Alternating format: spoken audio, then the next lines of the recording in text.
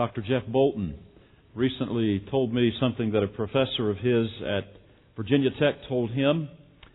He said, Jeff, when you get your bachelor's degree, you think you know a lot. By the time you finish your master's degree, you realize you don't know anything. By the time you finish your PhD, you realize nobody else knows anything either. A lot of truth to that. Education is a very wonderful thing, but it does not hold all the answers to the meaning of life. And yet there are many who feel that ultimate reality, that personal fulfillment in life lies in the pursuit of knowledge. And so the pursuit of knowledge is attempted at very deep levels. We think. To be enlightened. To understand the new technology. To grasp and make new scientific discoveries. That would be the real goal of life. And so knowledge goes deeper and more complex and more intricate and more specialized. One encyclopedia, do you remember those? One encyclopedia has 9 columns on Christ, 21 columns on lace. Some people spend their whole lives studying lace, the history of lace, how to make lace, the different uses of lace, the chemical components of lace, different designs of lace. It's hard to imagine, but knowledge sometimes gets that specialized and that intricate. Solomon talks about that in the book of Ecclesiastes. Not lace, but about the pursuit of knowledge.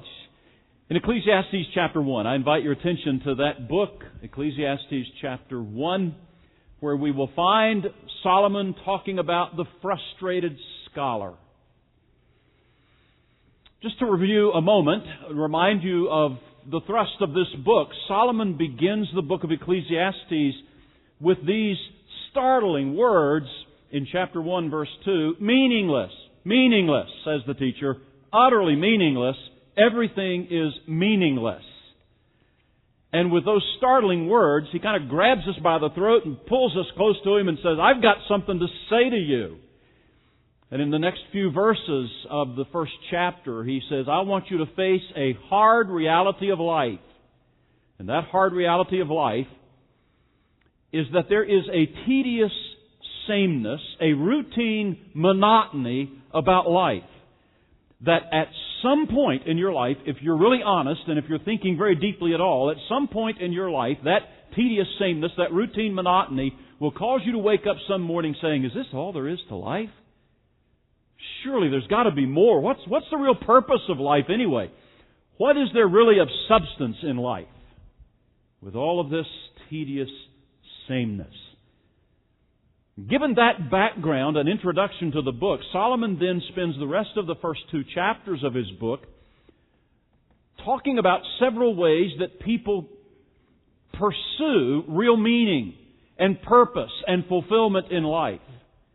If you wake up in the morning saying there's got to be more to life than this routine sameness, than this monotony day in and day out, then people begin to search for where that meaning really is. And Solomon says, okay, I'm going to tell you where people typically search. And he gives us 4 or 5 arenas of life where people genuinely search, sometimes with a maddening pursuit for that elusive purpose and fulfillment and meaning in life. The first one is the pursuit of knowledge. In verses 12 through 18, Solomon investigates 3 stages of the pursuit of knowledge. Now, just to let you know a little bit about the structure of these verses, this is not only wisdom literature, it's also poetic literature, and there is a feature in Hebrew poetry that sometimes works this way, and this passage does this. There's kind of a bookend approach. It's actually called a chiasmus, but that's not of really any importance to us. It's a bookend approach. In this passage, verse 13 and verse 17 say the same thing and go together. Move in a little bit, verse 14 and verse 16 say the same thing and go together. Verse 15 is the conclusion. And that's the way sometimes Hebrew poetry would work. They would work from both ends to the middle.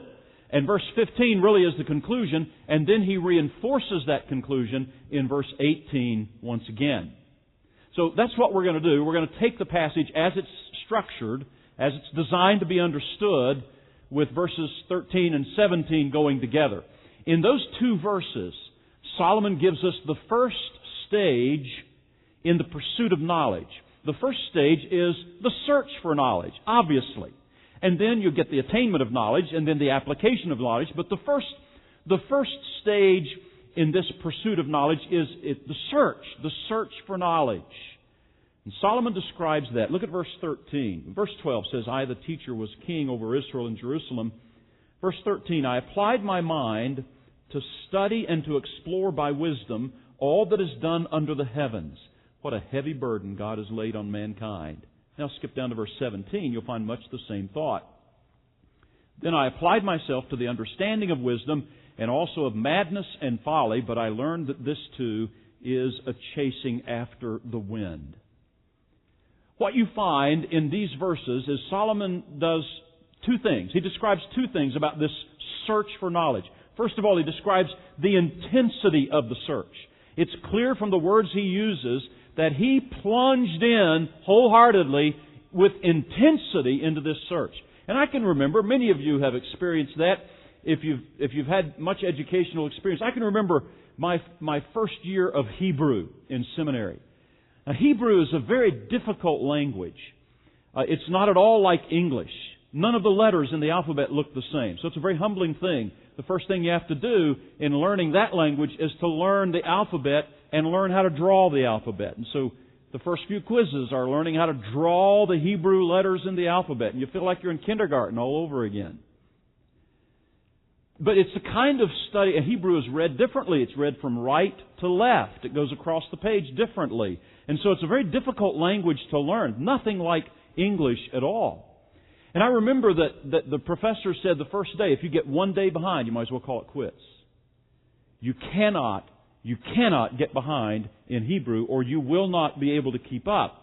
And so everybody in the class is kind of amping up, the energy level to really get with an intense attitude toward Hebrew and learning this stuff. And I can remember that it was in January. I'd gone through the first semester. I was just into the second semester. And I'd been asked to speak. This was in 1982. It's 30 years ago.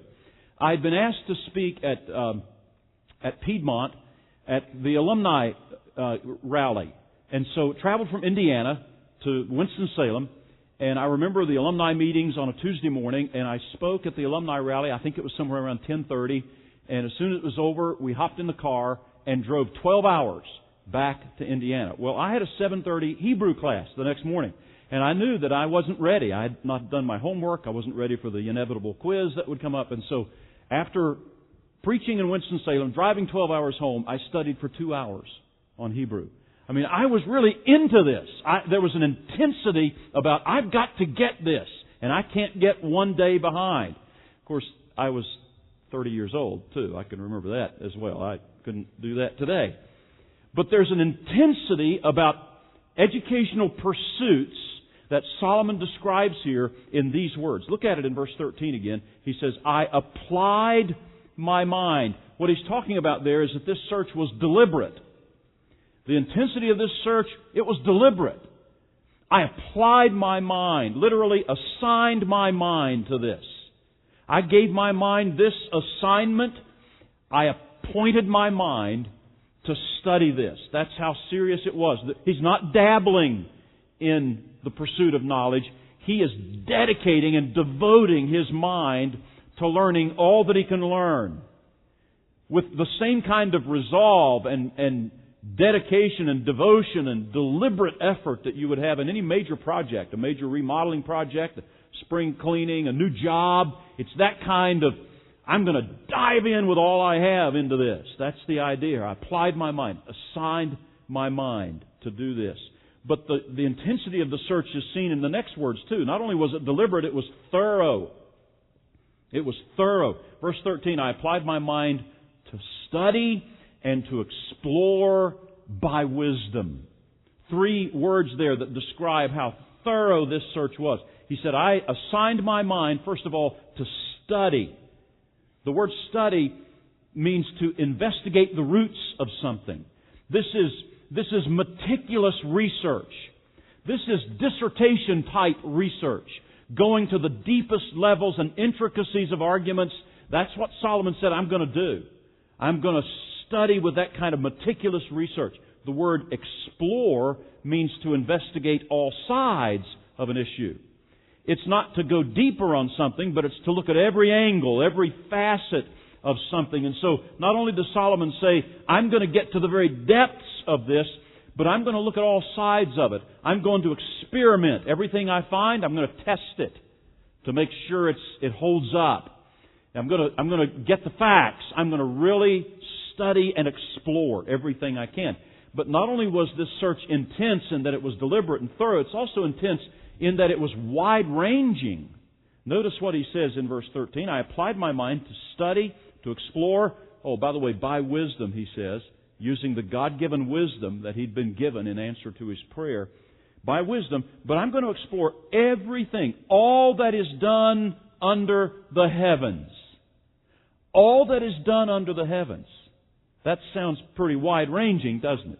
And that's exactly what Solomon meant. I want to cover everything. I want to investigate and devote my mind to a deep research on everything. You say, that's an impossible task. Well, remember, Solomon's position and his wealth gave him access to people and records that the average person would not have. And so Solomon says, I am going to investigate everything I possibly can. All the data of life. No doubt the habits of animals, the patterns of plants, the intricacies of human behavior, the cultural customs of other people. Solomon is going to cover everything he can think of to cover in this search for knowledge. The Bible talks about the extensiveness with which Solomon undertook this kind of pursuit when it describes in 1 Kings chapter 4 his wisdom and how he applied it. Listen to these verses from the historical record of Solomon. 1 Kings 4 verse 29 says, God gave Solomon wisdom and very great insight and a breadth of understanding as measureless as the sand on the seashore. Solomon's wisdom was greater than the wisdom of all the people of the East, greater than all the wisdom of Egypt. He was wiser than anyone else, including Ethan the Ezrahite, wiser than Heman, Calcol, and Darda, the sons of Mahal. Evidently, these were well-known wise men in the day. And then it goes on to say, and his fame spread to all the surrounding nations. He spoke 3,000 proverbs, and his songs numbered 1,005. So, he's into literature, he's into music. But then notice what verse 33 says. He spoke about plant life, from the cedar of Lebanon to the hyssop that grows out of the walls. He also spoke about animals and birds, reptiles, and fish. Do you see the wide range of knowledge that he explored?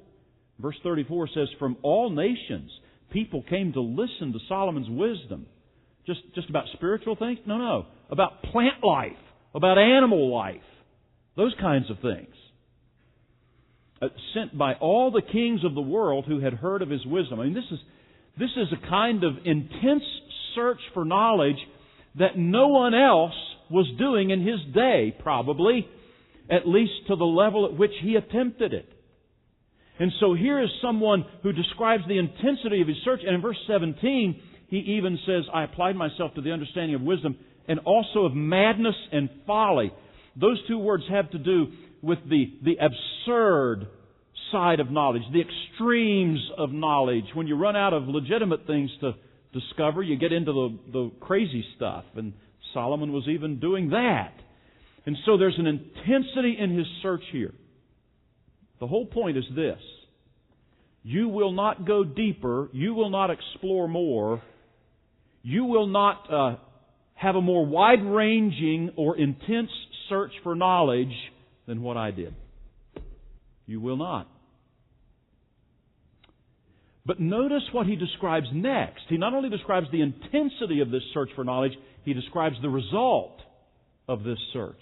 Again, verse 13, the result. I applied my mind to study and explore by wisdom all that is done under the heavens.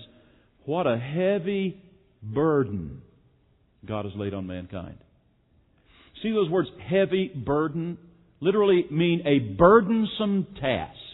What a burdensome task this is. Well, why, Solomon? He gives us two reasons why this intense search for knowledge is a burdensome task. First of all, because it is painstaking. He says, what a heavy burden God has laid on mankind. Interesting words, the NIV translates laid on mankind. The idea literally is to keep him occupied or to keep him busy. What a heavy burden God has put on man to keep him occupied and keep him busy. It is painstaking because once you delve into the deeper aspects of knowledge, you find there's even more. You overturn one stone and there are 50 stones underneath it to be looked at. And so this is absolutely painstaking. It's hard work. Anybody who's done this kind of research knows you sweat the details. It is fatiguing. It's hard. It's painstaking. The second thing Solomon says about the result of his search, it's such a burdensome task because it's never ending. Verse 17. I applied myself to the understanding of wisdom, madness, folly, but I learned this too, is a chasing after the wind. In other words, you can never really get it. You can never really get at what you're looking for. Again, it's never ending. Each new discovery reveals more things to be studied, more discoveries to be made, more information to look into, more areas to research. Anybody who's done research on any depth knows that that is true. Remember when I was working on my major project for my doctorate, a dissertation type project. It had to be a practical project from church life and ministry, but it also had to involve a research component. And so I spent a year and a half working on this, and I went everywhere I could think of. Whenever I was at Trinity, I would explore their library and their databases and all of their dissertations that applied to the subject I was writing on, strategic planning. And I would look at I'd go online and get excursus from different dissertations and projects. And so and I began to realize this is a maddening search. There is more out there than you can possibly even read, much less investigate. But I felt like I had to dig even deeper, and so I spent a day at Concord in their library, a day at Bluefield College in their library, a day at Appalachian Bible College, a day at Liberty University. I knew the dean of the library there, and so called him up and I said, here's the area I'm looking at, here's what I'm studying, here's some books I'm looking for. And when I got down there the day the library opened, he had them all laid out in a big library cart, and it's full. And so I spent a day as feverishly as I could, reading and taking notes and doing everything I could. And you know what I realized after 350 pages of writing? I realized I'm not even scratching the surface. There is more to discover than I've even begun to see. And it is maddening. It is almost like a chasing after the wind. You cannot really get to the end of it. You can't really grasp what you're reaching for. That's what Solomon's talking about. Again, his point is, nobody has ever done more research than I have done. I've been there. I've done that, Solomon says. I know what I'm talking about. It is not the answer to the meaning of life. It's a burdensome task. It is never ending. It is painstaking. And you will never find ultimate purpose and meaning in life that way.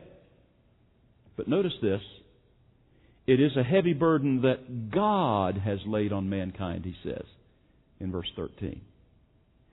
God has done that. Why does God do that? Why does God have so many levels of knowledge that you can never get to the end of it? So that we will realize that is not where ultimate meaning and fulfillment in life is to be found. Once we go down that path, once we initiate that intense search for knowledge, thinking that the right knowledge or enough of it will give me true meaning and purpose in life, we simply come to the end of ourselves and realize I've got to stop. There is more to be learned than I can ever learn. God does that to humble us, to realize we are searching for ultimate meaning in life in the wrong way. The search for knowledge. Painstaking, never-ending. What a heavy, burdensome task. But Solomon finally did learn a lot, obviously. People came from all over the world to hear him talk about plants and animals and other things. So he learned a lot. So you might think, well, maybe in the attainment of knowledge, you find some measure of fulfillment and purpose in life.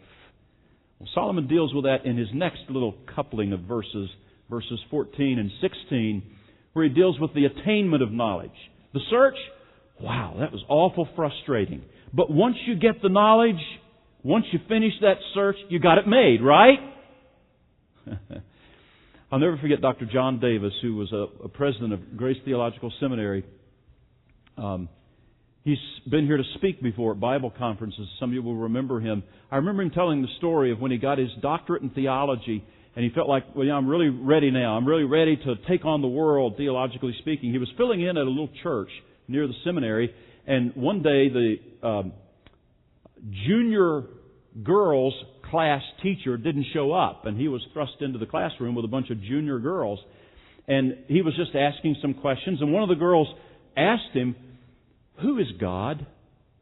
And immediately, with his theologically trained mind, he spouted off the typical theological definition. God is a living, intelligent, purposive, free, self-conscious, emotional spirit being. Well, here's this little junior girl just looking at him with a blank stare. And he realized, I'm in the wrong place for that kind of a definition of God. But the little girl just looked up at him and said, "What is a spirit?" And he said, "It was then that I realized my collar seemed really tight and I was sweating a lot." And he realized that not even with a junior age girl can I explain adequately what the Bible teaches about God. I really don't know anything. What an amazing discovery. The attainment of knowledge, look at what Solomon attained. Verse 14, he says, "I have seen all the things that are done under the sun." Verse 16, "I said to myself, look, I have increased in wisdom more than anyone who has ruled over Jerusalem before me. I have experienced much of wisdom and knowledge." That says it all, doesn't it? Solomon says, I got it. I attained it. More than anybody else before me. I've done the research. I've done the hard work. I have learned. I've got it. And remember, he was using God-given wisdom. So what did Solomon find with all of this? That's what he attained, but what Solomon found is this. Look back at verse 14. "I have seen all the things that are done under the sun. All of them are meaningless, a chasing after the wind." Does that mean education is bad? Of course not. Please don't hear me saying that. What Solomon is saying is this, in this brutal conclusion: I have attained more knowledge than anybody ever before me. And I realize more deeply than ever the futility, the emptiness of life. Now here's his point. Educated people have the same problems we do. Have you ever noticed that? Educated people who have the greatest degrees of education still come up with a gnawing sense of futility of all of their knowledge to solve the deepest problems of life. Their personal problems, their family problems, their emotional problems. And they realize all this knowledge I've got doesn't help me with the real purpose and meaning of life. I may have a head full of knowledge, I may have attained a lot, but it doesn't help me answer the real deepest questions of life. You know, you remember the professor on Gilligan's Island? You remember the professor? Who was able to fashion generators out of palm fronds? Who was able to discover all kinds of vaccines out of algae? But somehow he never got around to fixing the huge hole in the boat that would allow him to get home? What is going on there with all that knowledge? Just like people who learn all there is to learn about a certain specific, specialized area of educational endeavor, they learn all there is to learn. They get to the very bottom of it, they think, and realize they've got the same questions about how to fill the huge hole in their soul and somehow never get around to fixing that. That's what Solomon's talking about. I found the same futility and emptiness in life. You see, if intellectualism were the answer to all of life's questions, universities would be foretastes of heaven. Universities would be places of great peace. But what do we find quite often? Just the opposite. Quite often universities are boiling pots of controversy and confusion, of activism and far-out philosophies and far-out lifestyles and far-out religions, hedonistic pleasures and lifestyles, drug and alcohol abuse. In this maddening search for knowledge, there sometimes accompanies it, quite often, a reckless drive to find meaning in life. Why do those two go together? Because the maddening pursuit of knowledge is not filling the hole in the soul. It's not repairing the deepest needs and answering the deepest questions of a person's life. The attainment of knowledge. Solomon says, I got it all. At least all that I had time to get. It's chasing after the wind. Well, okay, Solomon, the search was frustrating. The attainment of knowledge leaves you still empty. Well, what about the application of knowledge? What about taking that knowledge and doing something with it? What about taking that knowledge and fixing the problems of the world? Solve the problems of society. Straighten things out. Okay. Let's see where that got him. And he comes to this conclusion. In verse 15, he gives a proverb that summarizes the application of knowledge. Verse 15, what is crooked cannot be straightened. What is lacking cannot be counted. Now let's take a few moments to unpack that. Make sure we understand what Solomon is saying here. He's talking about the application of knowledge. When you've got the knowledge and you try to apply it to the problems of mankind, what happens? Well, there are lots of things that can be solved. Certainly, as I've said before, Solomon is not denying that there are wonderful scientific discoveries that benefit mankind, new technologies, new medications that help with new procedures, new surgical procedures, all of those things. They're wonderful discoveries.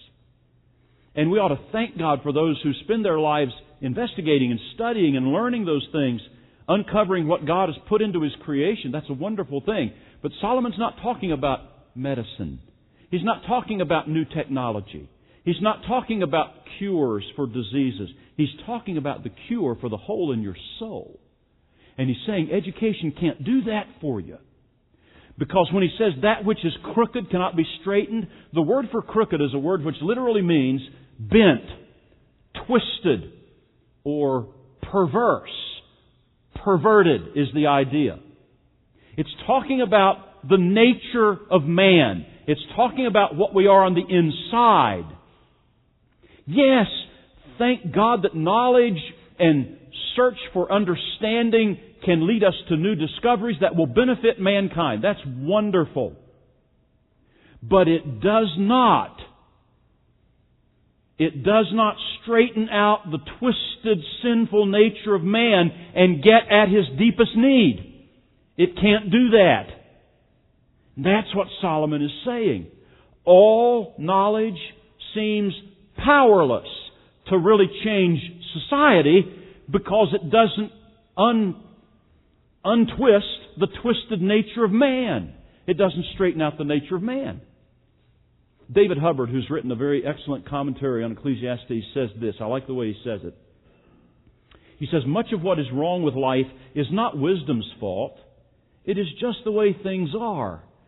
Full of injustice, stamped by suffering, plagued by weakness, terrorized by crime. Life has so much wrong about it that wisdom stands by powerless to do more than observe. Think of the massive problems that confront our huge cities. Treasuries on the edge of bankruptcy. Numbers of the homeless growing to alarming levels. Education perplexed about its directions. Crime rates soaring to vulture heights. Wisdom is much better able to analyze the trends than it is to prescribe the solutions. Our wise man must have had this in mind when he wrote these puzzling words: what is crooked cannot be made straight, what is lacking cannot be numbered or counted. Wisdom may finger the problem, Hubbard says, but it cannot straighten out what is crooked, nor count what is simply not there. Wisdom cannot change reality. And the idea Solomon's getting at is that knowledge in and of itself, gaining all the information you can gain, will not help with the deepest need of man's soul, and that is his twisted, sinful nature. How do you deal with that? You can give all the education that will help to society, but as long as man has a sinful nature, society will abound in problems that are not solved by all the knowledge that is thrown at those problems. Notice the next thing he says. Not only what is crooked cannot be straightened, but what is lacking cannot be counted. Now here's the idea in that expression. What is lacking means the deficiencies in your life. What is lacking in your life. Not what is lacking in knowledge. What is lacking in your life. There is so much of that, so many deficiencies in our lives that it boggles our mind. We can't count them. That's the point here. Again, Solomon is dealing with the deeper issues of the purpose and meaning of life here. He's talking about what life really is to us. He's not saying that we shouldn't try to change things. He's not saying that we shouldn't use technology and knowledge to make life better for people. Certainly, that's a wise and a good endeavor. That's part of the mandate God gave man in creation. Bring creation under your control. Subdue it. That's part of what God wants us to do. That's good and healthy. What Solomon is saying is there are so many things wrong in life because of man's twisted sin nature that education itself, knowledge itself, cannot even make a dent in that. So it leaves you frustrated.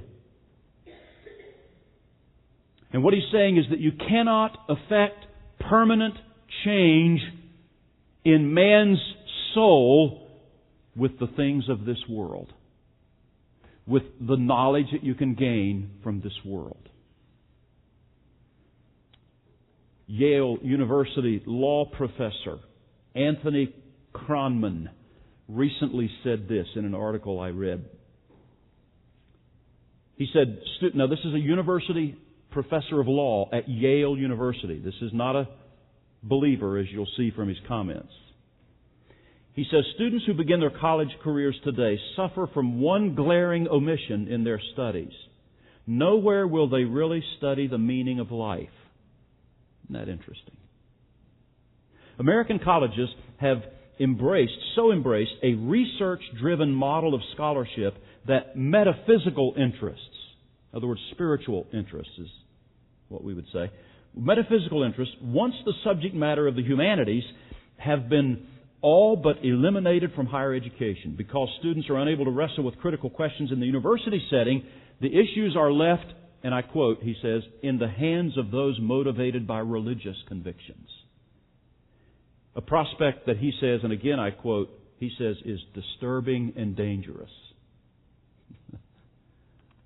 He goes on to say this. Dr. Kronman says, the university should provide a new approach to the question of human purpose that speaks, and I'm quoting here again, that speaks to the conversation broader than any church alone can conduct, without pretending to answer in a doctrinaire way.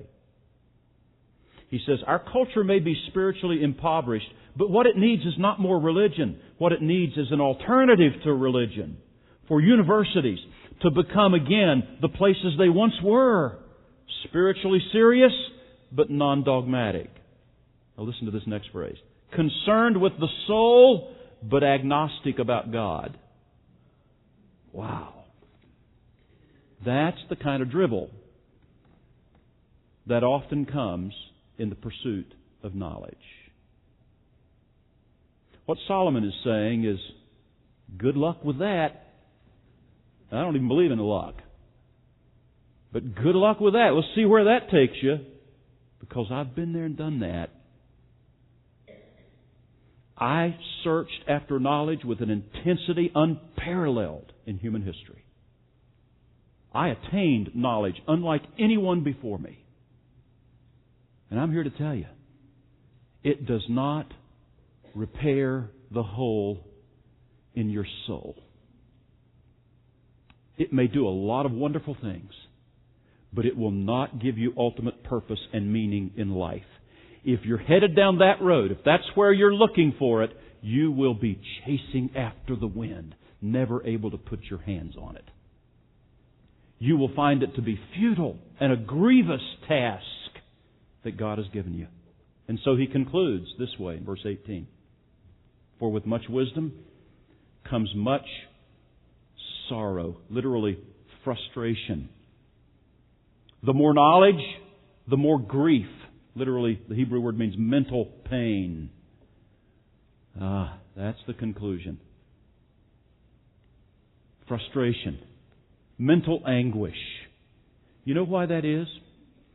The more knowledge you get, the more clearly you see the difficulties, the misery, the inequities, the hardships of life. The more knowledge you get, this is what Solomon's talking about. The more knowledge you get, the more your naive illusions about life vanish. And the more you see, you know what? Life is hard. Life can be cruel. It can be unjust. And you see in a very raw way the hardships and problems of life. The more knowledge you get, the more empty your soul can become.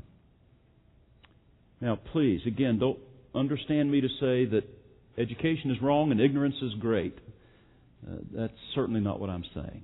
I certainly don't feel that way. What I'm saying, and what Solomon is saying, I believe, is this. If all you get is human wisdom, human philosophy, human knowledge, without God, like Professor Kronman was suggesting, then that'll only make things worse. You'll only discover all of the stuff about life that can't be fixed by that pursuit of knowledge. You cannot untangle the twisted, sinful nature of man that way. You cannot fix the hole in the soul that way.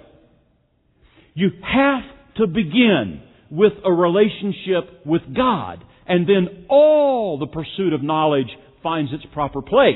But without God, it is a chasing after the wind. It is futile. It is meaningless. It is empty. That is what Solomon is saying. So Solomon is basically saying this, if I can conclude it this way. The pursuit of knowledge on a human level, apart from God, will leave you frustrated. And you will become a highly educated, well-degreed, frustrated scholar. And you know what? God ordained it that way. God ordained it that way to bring us to the end of ourselves when we go down that path, and we'll see at least 4 other paths he suggests people try. But when you go down that path, God ordained that we would come to the end of ourselves and realize the futility of life without Him. Without Him. And my friend, you can find real purpose and meaning in life in a relationship with Him through His Son Jesus Christ, who died for your sins on the cross, who died to pay the penalty for your sins so that you might enjoy a relationship with God. You can find that in Christ. All that people search for, with the intricate specialization of the pursuit of knowledge, and they find their soul is still empty, and the real meaning and purpose of life is still elusive. The meaning and purpose of life begins with a relationship with God. And then all the other knowledge begins to fit together in the wonderful puzzle of life. Would you bow with me in prayer?